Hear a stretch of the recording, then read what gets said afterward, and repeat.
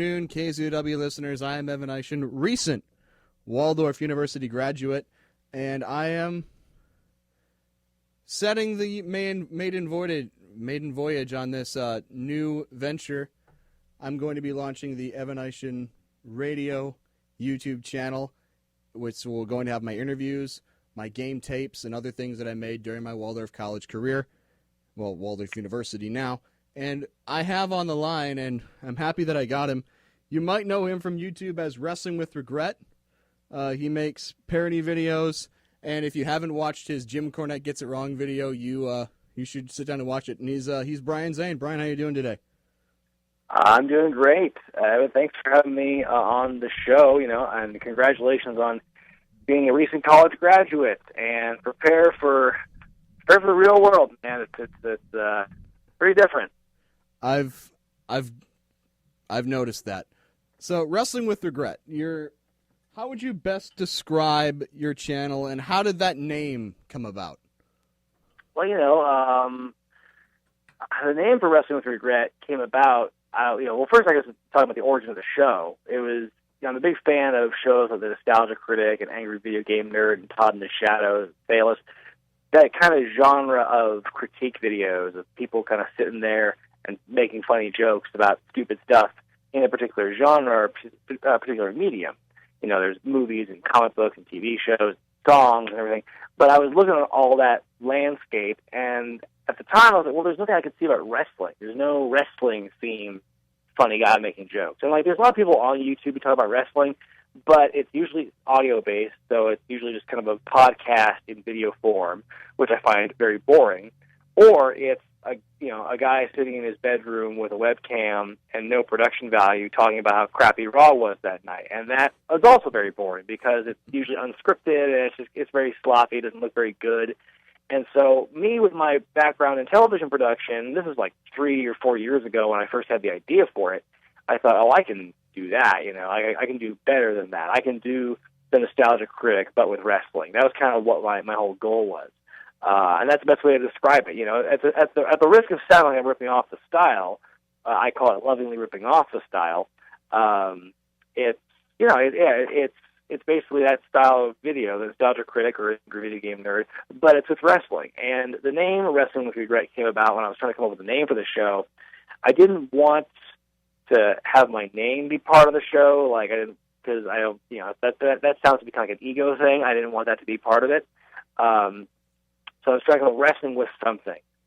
Wrestling with shadows is a very familiar term for people of a certain age, certain wrestling fans of a certain age. And, there's wrestling with Rosenberg and stuff like that. So I wanted to do wrestling with something. And then the more I thought about it, it was like wrestling with R word something. Like wrestling with what's a good R word that would make sense and be alliterative with the word wrestling. And I thought of that, regret's a good word. But it starts with an R, so what if I added a W to it to make it like alliterative by letter, not just by sound? So that's kind of what I went with there. So yeah, it was a silly little thing, and I'm glad it stuck. And we're glad it stuck too. So your videos extend to you reviewing wrestling movies, reviewing action figures, doing your top 8 best and worst lists. The action figures one was funny because I want to know what was going through their mind for having action figures that sweat. That sounds like one of the most counterproductive ideas I've ever heard. But what was your favorite thing that you've reviewed? Well, repeat the question. What was your favorite thing that you've reviewed so far? Like you had the most fun doing? Oh yeah, well I mean, I've said before, season 5 has been some of my favorite stuff I've done. Just in terms of people I've gotten to work with and the subject matter, and I think now, a couple of years into it, my writing style has really finally hit strides. I think I'm a better writer now than I was when I started. So yeah, I mean, I have to say that most of my work in season 5 is I'm really proud of. Particularly, I liked my Jesse Ventura story review. I'm a big fan of the Robin Down Under review. I mean, Bayless, who was my co-star in that one, that he's a very divisive internet personality, but I was happy to work with him because I'm a fan of his, and so I wanted him to be in my show. That one, and Heroes of Wrestling, of course, with Adam Blampier from What Culture, having him, and also getting Jim Mitchell, the Sinister Minister, to appear in that as well was a great coup for me. I think the top 8s I did this season, particularly top 8 worst debuts and top 8 worst gimmick matches, I was really happy with those. And of course, No Holds Barred, I thought was my tour de force so far in Wrestling With Wregret history. I think it was kind of hit all the points and, I put my strong reviews. So I feel like a lot of those things from season 5 are my favorites. As far as things before that, it's tough to say. As far as going through reviews, nothing really sticks out. But obviously, my music video parodies, I'm very proud of. Particularly the one with the Meatloaf parody. I Would Do Anything for Heat, The Heels Lament. My Jim Cornette Gets It Wrong parody, like you mentioned. It's one of my favorite things. And of course, it introduced me to Jim Cornette himself, which was a great thing to have, great feather in my cap.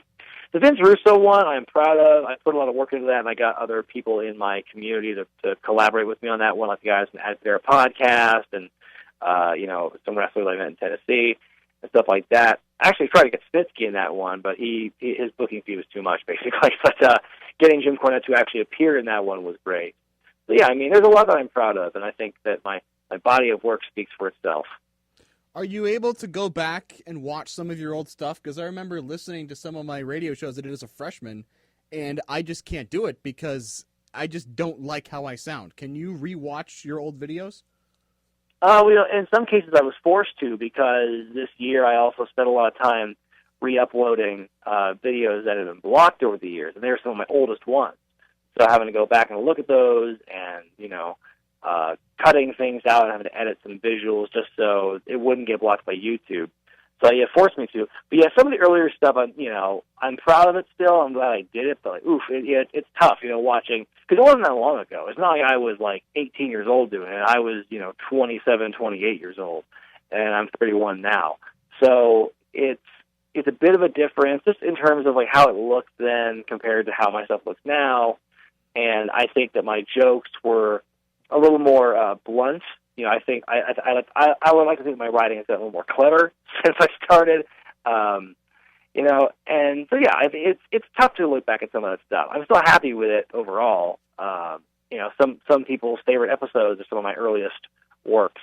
But yeah, it just comes with natural evolution. If you start, if you're like an athlete and you look back at how you were when you first started doing your athletic thing, it's tough to look back because, you were really green then and you didn't know anything.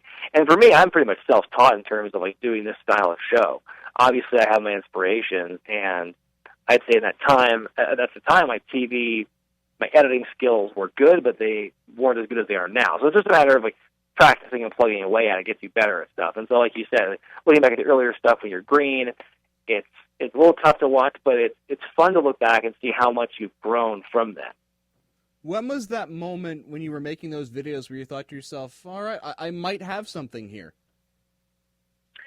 I never really had that thought. I guess the closest thing, I had a couple of moments of glory when I had my music video that parodied Do You Want to Build a Snowman? Or Do You Want to Watch Some Wrestling? Because that was a very popular release when it came out. At the time, it was my most viewed video of all time.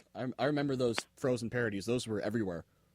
Yeah, and I was trying to do something that wasn't, let it go. I wanted to do something that was a little different. But, yeah, that one at the time was my most watched video of all time. I was very surprised by that. And then Jim Cornette one, that came almost 2 years after I started the whole show.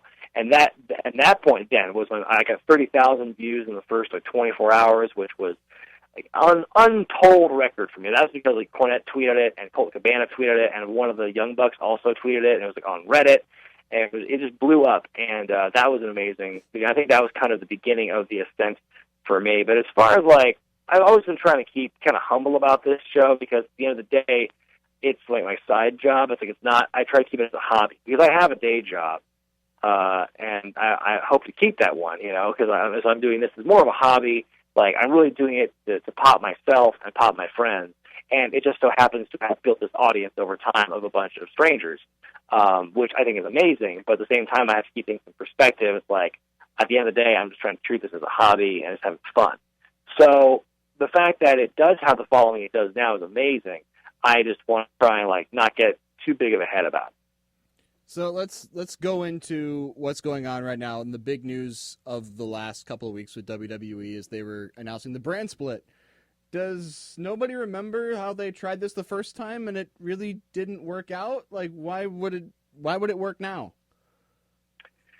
I think if you look back at what went wrong with the brand split, I think it just eventually kind of ate itself up and it kind of lost the focus of what it was all about. They were trying too hard to, I liked the initial brand split when it first happened because they really did a good job keeping Raw and SmackDown very independent. They didn't do a whole lot of commingling.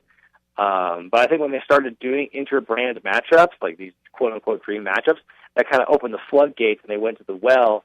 I'm starting to run out of water-based puns, but they kept doing that a lot, and it was just like getting to the point where it, again, another water-based pun, oversaturated the whole concept of the inter-brand matchup, and it was just getting it so, it was just weakening the whole concept to the point where it didn't matter anymore. And the fact they had all these Raw and SmackDown super shows, but basically every week was a super show because they kept bringing all the rosters together and it didn't matter anymore who was on what side. Like the whole bragging rights thing, the pay-per-view concept didn't make sense because you'd have wrestlers jump ship all the time with no rhyme or reason. So, yeah, I think over time the brand split was really just, by the last few years, it was just kind of empty in terms of what it meant. But the first couple of years, I think they really did a good job, keeping them exclusive. And I think if they kind of go back to that, if they really want to take it seriously, they have to go back to what made the brand split special. They have to have separate writing teams, separate rosters, treat them like two different shows. I mean, they can keep on thing because then what you're going to do is have this fake sense of competition, which we all know isn't real because it's all run by the same guy. So I think I want to be, cautiously optimistic about the brand split this time around. I think that having the 3 hours of Raw and the 2 hours of SmackDown within 24 hours might get a little excessive. Actually, Taz on his podcast had a really great idea that I think they should do, and that's make one of those hours of Raw, be it the first hour or the last hour, NXT. Just move that to the USA Network. They'd never do that, right? Well, I don't know why not. I mean, I think that it's such a successful brand for them. It's really turned into its own successful entity. When you see how it has drawn, when it goes to Brooklyn or when it goes to Dallas, you see how well it draws. And granted, when you're there for WrestleMania weekend or SummerSlam weekend, you're pretty much in Smark Central, so a lot of people are going to converge on. And we might talk about this in a little bit about NXT, but I think it's showing that when it's under the WWE machine, a Ring of Honor style show can draw and does draw, and there is excitement there and there is attention there. So I think if they were to take one of those hours and move it to the first or last hour of Monday night, I think that would benefit everyone because then Monday Night Raw wouldn't feel so bloated and repetitive and so, again, I'll use that word again, empty. It would add a sense of urgency to the whole show overall. I think it would, the rising tide floats all ships. I think it would compel the rest of the roster and the other writers to really kind of get their stuff together and try and compete with NXT. Speaking on NXT, we've had a handful of roster call-ups, but for every Kevin Owens, there's 4 or 5 other guys that didn't work out. And if I'm Finn Balor and I'm Bayley, why would I want to leave? You're only as good as the idea that they have for you. Tyler Breeze got called up. I think he's won maybe 3 times the entire year. Apollo Crews is in no man's land. Apparently, Baron Corbin and Dolph Ziggler are the only 2 people that want to work together. Allegedly, Creative had to fight tooth and nail not to the thing about NXT, and I get why fans get upset when wrestlers get called up from NXT to the main roster and they might not pan out. I think it's just, honestly, it's part of a larger issue, I would say, in wrestling, in which fans project their desires and their wishes on to their favorite guys. And so when something doesn't go their way or what they perceive to be, should be the ideal thing for them, they get mad and like, oh, they get mad for that wrestler, which to me is, I understand where they're coming from, and I get it. I get why they're mad for the wrestler, but you're wasting your emotions, you're wasting your energy when you do that, because if Joey Pedigree is, he's a jobber deluxe right now, but I would have to think he's making a lot more money and getting a lot more exposure overall on the main roster, being a jobber, than still being stuck on NXT and being kind of a jobber still, because I don't think he won any major feuds when he was on the main roster. He was built up to build other people up, and that's kind of what Breeze is doing now. And it's just one of those things where, not everyone's going to pan out, but that's the story of wrestling in a nutshell. There are, for every, like you said, for every one big successful guy that made it and that people like, there are scores of other people who are equally talented, if not more so, and for whatever reason or another, be it their attitude or their look or how they connect with some fans or how the booker likes them or what the pencil wants to do, they don't work out. I was trained by a couple of guys, very old, Buddy Rose and Colonel LeBeers. And Colonel LeBeers told me a very good story about how Bob Orton was one of the greatest wrestlers alive for his time, but he was never put in the main event position simply because he was good at building other people up. He was the pencil didn't put him in a position to be the main event guy. He was the guy who put the main event guys over. And ultimately, wrestling's not a meritocracy. And you can be the best wrestler in the world, but if the booker or the pencil doesn't want you there to be on top, then it doesn't really matter. I've heard the NXT main roster comparison to other sports. Just because a guy's a great college player doesn't mean he works out in the pros, or just because a guy was great in high school doesn't mean he works out in college, and vice versa. Mm-hmm. So I understand that. I view wrestling through the prism of other sports, which I know they're not all playing on the same team, and they're all not chasing the same thing. They're all kind of their own team, quote unquote. So I kind of understand other sports better. And I look at that argument, and do you follow any other sports like the NBA, NFL, things like that? I follow the NFL, but I follow college football closer. It's embarrassing to be a fan of the NFL these days, in my opinion. And then with the NBA, I really only follow the Blazers when they're doing well, because I'm from Portland originally. And I also follow what LeBron is doing, because every time LeBron wins, I love to drink the tears of LeBron haters. LeBron is amazing. Yeah, but as far as, I think it is easy to make that comparison to other real sports. But again, it's like wrestling is one of those things where you can't really compare it to other sports because, one, it's not a meritocracy, like I said. Also, because of the non-competitive nature of sports, it's not judged the same way in real sports. If you put Steph Curry today up against Michael Jordan today, Curry would smoke Jordan because of their difference in age. And, Jordan's the greatest basketball player of all time, but he wouldn't be able to match Steph Curry or Kevin Durant or LeBron James, in my opinion. And I know some people might hate me for saying that, but that's just the case. Or for a more current comparison, and Curry and Kobe.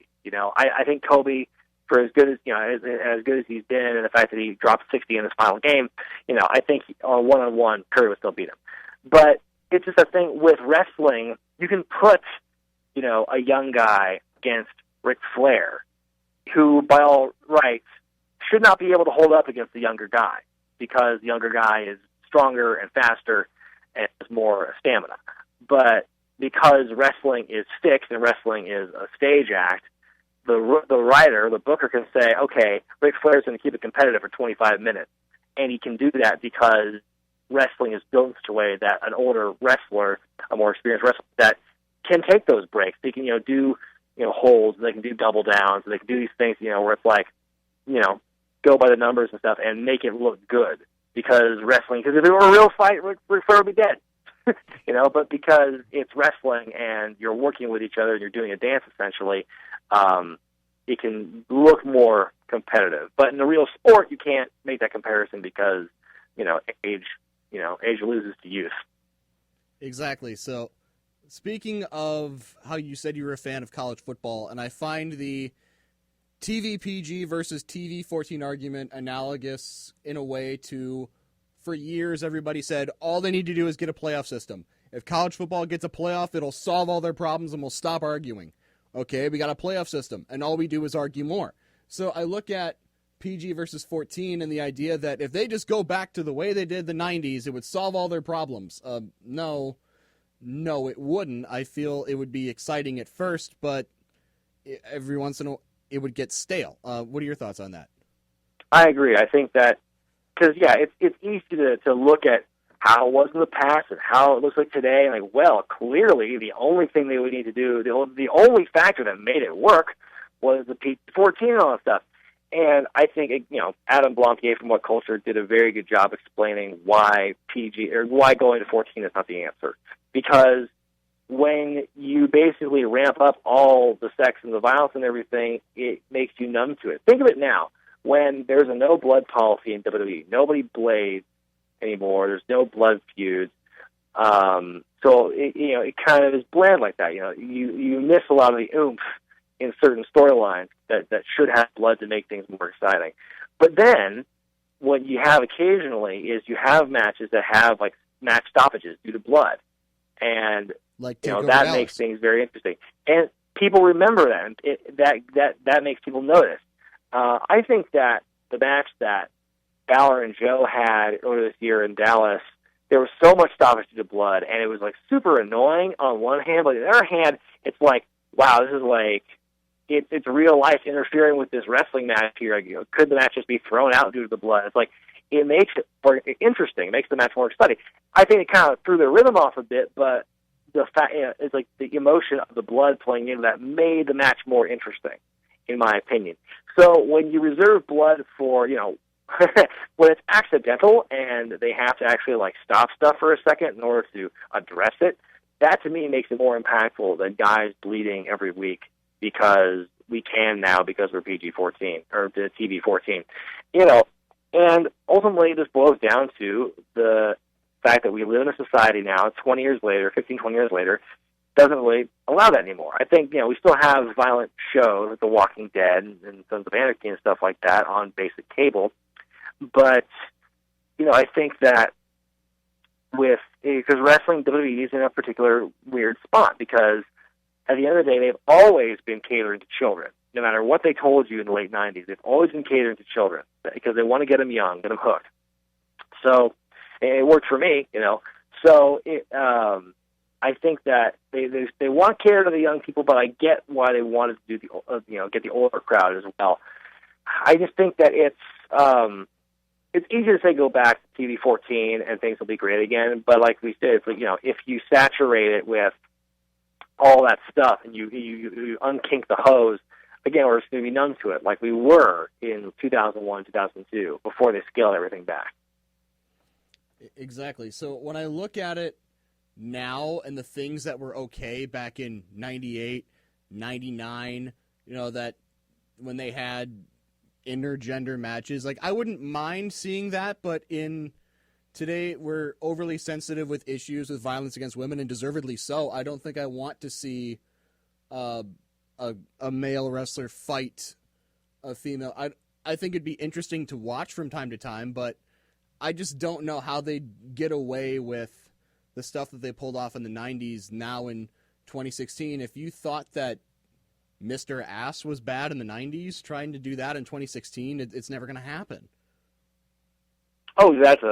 Like I said, society has changed so much. And there's going to be people who say, we've gone soft, this and that. It's just that's how it is. You can't punch a woman in the face on television anymore. It's not kosher. And so it's just one of those things where times change. People who, for an extreme example, people thought it was normal. And it's people thought it was bad when desegregation happened. It's you can't have the blacks use our water fountains, and that's. But look at where we are now. Although some people on the internet argue that we're going back to that point, but it's just one of those things where times change, and you either get on the history train or you don't. You get on the evolution train or you don't. You get left behind as the villains in a Disney movie 20 years down the line.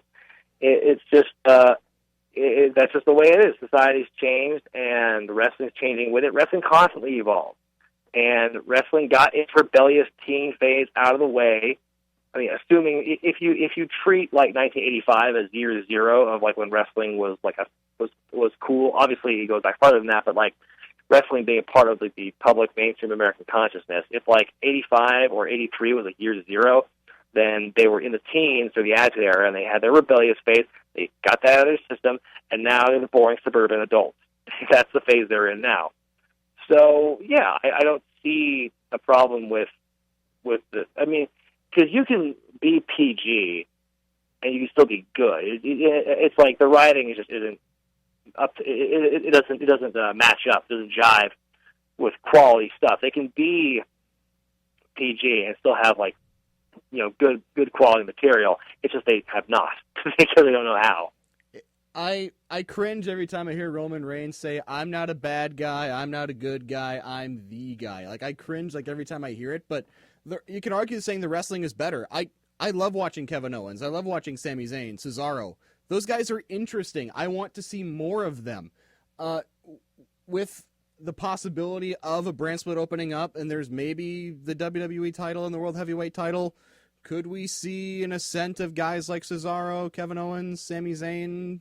Maybe? Well, you see, that's the thing. I think that, and I've made this point before on my show, that the brand split was good in theory when it came to making new stars, but they had a problem with keeping it up. Because there's plenty of guys who won like the world title when there was a brand split. But at that point, the world title didn't mean the same as the WWE title.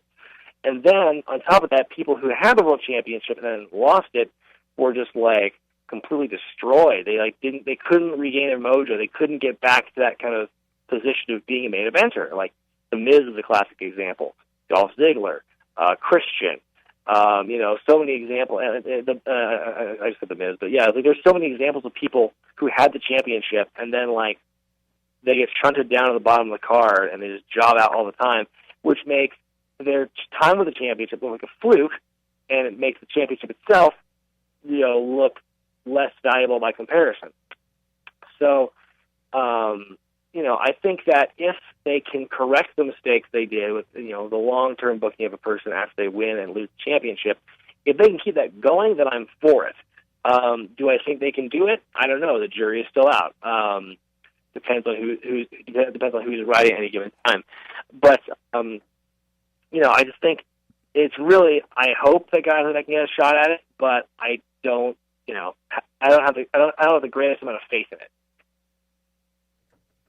Well said. So one of the biggest disappointments last year, I think we can all agree, looking back at it now, the Divas Revolution was a bust.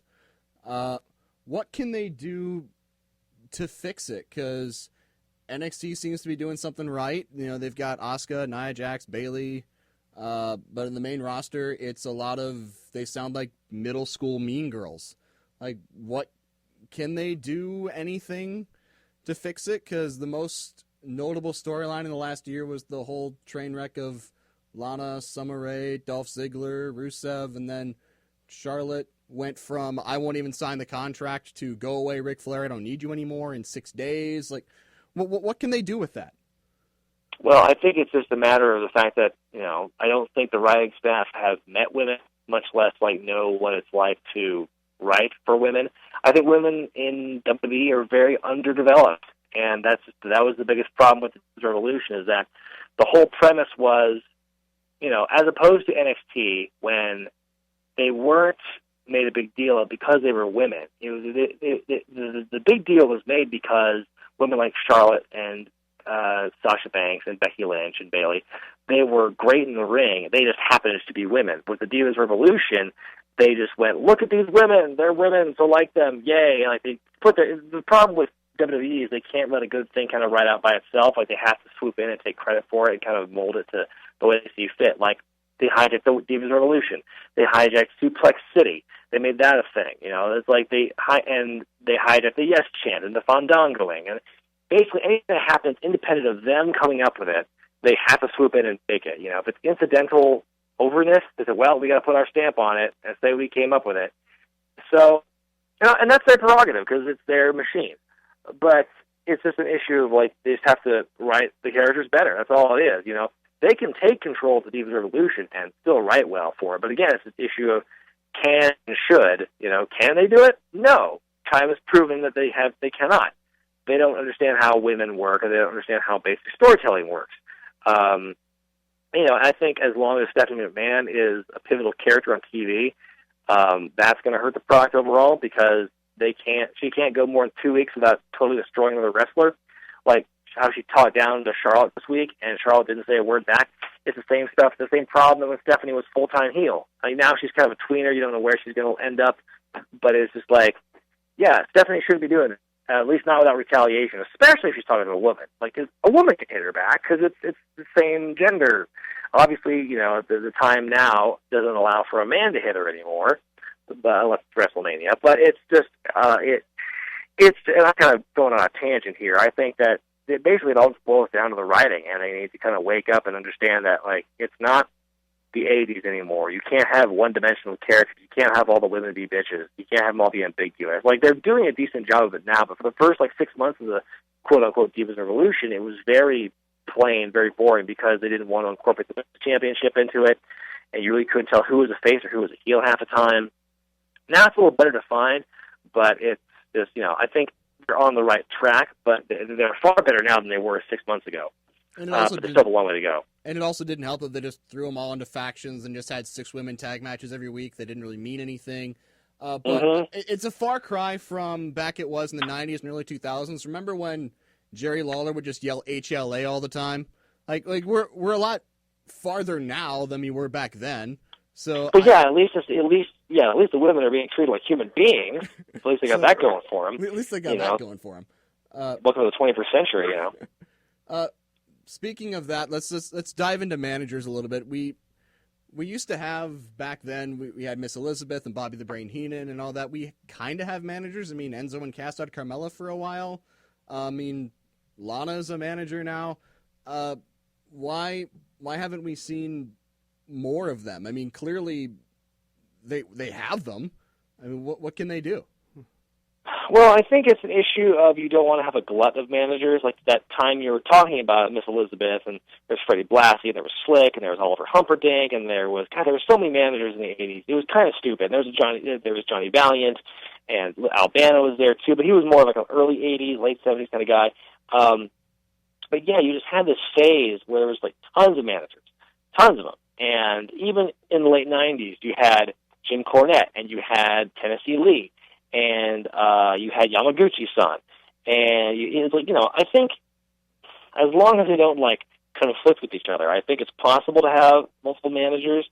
And I get why there's fewer managers in today's WWE and really wrestling as a whole than there was back in the day. It's because now there's this greater pressure than ever for wrestlers to get over on their own, but sometimes it's just not possible. So I wish they adopted more managers. I wish there wasn't just Paul Heyman there, because for a time there was Heyman and there was Ed Coulter, Mantell. Now of course Mantell's not there anymore. But it's one of those things where the only people who are managers or are given that spot for the most part, especially in the male department, are guys who've been there in the business 20, 30 years, and they don't give a chance to the younger people who could be managers. Like Jim Cornette he broke out when he was 21. That's very young to be on that biggest stage, especially as a manager. And there's no other case like that anymore. And I think that is a bit tragic in a way. I think it would give so many more people opportunities. It would behoove the wrestlers who are being managed to get over more, and it would just and it would help the managers to get them work. I always say I think I was born 20, 30 years too late because I'm a manager now, and it's hard to get work on any level, be it independent or especially in WWE, because managers are kind of a lost art now. I think managers can still be used effectively. You can't overdo it, because I do think there's a potential of oversaturating the market with managers. But, I think managers should come back. You used to be a manager. You used to wrestle. As someone who's always been curious, what does it feel like taking a bump? What does it feel like when you hit the mat? I will say when you first start out, it hurts. But in my case, I think when you do it more and more, the bumping is the easiest part, honestly. And I did a lot of bumping because I was a jobber when I was a wrestler, and I got my ass kicked a lot. So by the end, bumping was the easiest thing, and bumping felt great. It also helped that I was like working out, and I was doing a lot of neck exercises, so my neck and shoulder muscles were great. Like nowadays, if I go back in the ring and take a bump, like if I'm doing a practice run or something, I take a bump, and like I feel like I got concussed because I haven't been to the gym in years. So it's just one of those things that I'm out of practice. So yeah, bumping, the more you do it, feels fine. It's fun in a way, but yeah, which sounds weird to say, but yeah, when you first do it, it does rock your body. It does just it rocks your system. So I don't recommend it for everybody, but if you want to get into the business, then it's you got to do it. I remember I saw a video of you wrestling, and there was a guy who was like 6'10", and I saw your face like, wait, I got to fight that guy? Yeah, that was like my second or third match ever. And actually, we're friends now. It was, I think, wrestling is great because there are weight classes, but they're not restricted, so you can have those kind of funny moments. To this day, it was like 10 years ago, to this day, people still comment on the bug-eyed look I gave when he made his way through the doors and stuff. So, it gives you the opening for those kind of fun moments.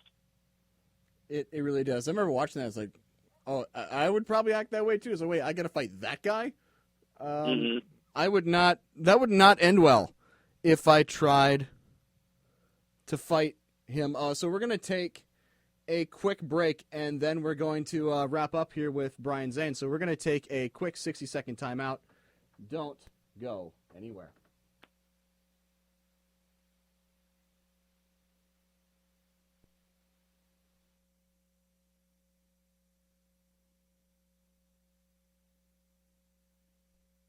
Hi, I'm Harry Anderson. For a good, uncomplicated way to exercise, take a walk. At any age, walking is one of the best ways to keep your heart fit and your joints limber, without the injuries that jogging or some aerobics can cause. Ask your shoe salesman for a shoe that's designed for walking. And ask your doctor to help you plan an exercise walking program that's right for you. Soon, you'll be on the road to better health. A message from the Will Rogers Institute, wrinstitute.org. Do you need a little morning pick-me-up so you can have a happy and productive day? Then you should check out Cabin Coffee, located on Highway 69 North in Forest City, Iowa. But Cabin Coffee does more than just coffee.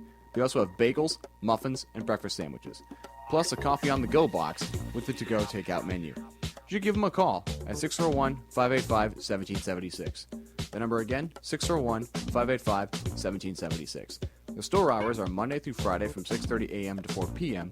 and Saturday from 6:30 to 2 p.m. They're closed on Sundays. Cabin Coffee is a proud sponsor of KZOW 91.9 Active Radio and the Warrior Sports Network. All right, Brian Zane, we're going to wrap up here in a little bit, so we're going to give Brian the floor for some parting shots. Okay, Brian, is there anything that you would like to discuss that we haven't touched on already? Well, I would like to discuss more about my show. Wrestling With Wregret has almost 140,000 subscribers, and it's been a great so far. I'm taking a small break. I say I'm on a break, but I'm still trying to churn out stuff as often as I can, just because if you don't produce content, if you're a YouTube channel, you're dead essentially. So full-length reviews like my next and Ready to Rumble and top eights and stuff like that. Those are on a brief hiatus for a couple of months, but I'm still going to be doing stuff like my usual kayfabe kitchens and getting into the biz, and I'm going to do more video game stuff over the summer, and it's going to be great stuff. I'm trying to always diversify my show. That's why, last year, I started doing stuff with kayfabe kitchen and stuff like that, because I wanted something that wasn't just me in my room talking about my reviews of crappy wrestling angles. I wanted to do something fun for me. That's still going strong. But yeah, I think it's just, it's great the cool is getting to meet all the fans and talk to them and stuff, because when I was in Dallas this last couple of months ago for WrestleMania, and I was at WrestleCon, the coolest thing was just being recognized. And 1 out of every 10 people who came to my table, I had Sabu at my table on Friday for WrestleMania weekend, and I had Brian Cage at my table on Saturday. And so, 1 out of every 10 people all weekend, they came for them, but they also came for me. That was the craziest thing. And it was just oh, I love your show. It was cool to see faces with the numbers of people who watch my show. And when I was up in the nosebleeds at AT&T Stadium for WrestleMania, so I got to see all 100,000 or so of them. I'm kind of looking down the road, man, I have more subscribers and more people who view my stuff than there are in this building. That was the craziest thing, is to look down all that and think of that perspective. Like this little humble show of mine that, again, I did to make me and my friends laugh. And now it's being viewed by millions of people all over the world. So it's been a little crazy ride. I think that's a good note to end on. So Wrestling With Wregret, you can find him on YouTube. That is Wregret with a W in front of the R. You can find it. He has T-shirts available at ProWrestlingTees.com. Remember, like, share, describe his stuff. Brian Zane, this was a lot of fun. Thanks for having the time to talk. Thanks for having me. All right, so let's get back to our regularly scheduled programming here on KZUW 91.9, and I will take a moment to thank all of the people that keep our mics and lights on before I go. I'd like to thank Sumhing Chinese Restaurant, New to You Consignment Shop, Borderline Pizza and Video, Verizon Wireless, and every other sponsor that we have. Thank you for keeping the lights and the mics in this booth on. This is Evan Eischen, and I will see you next time.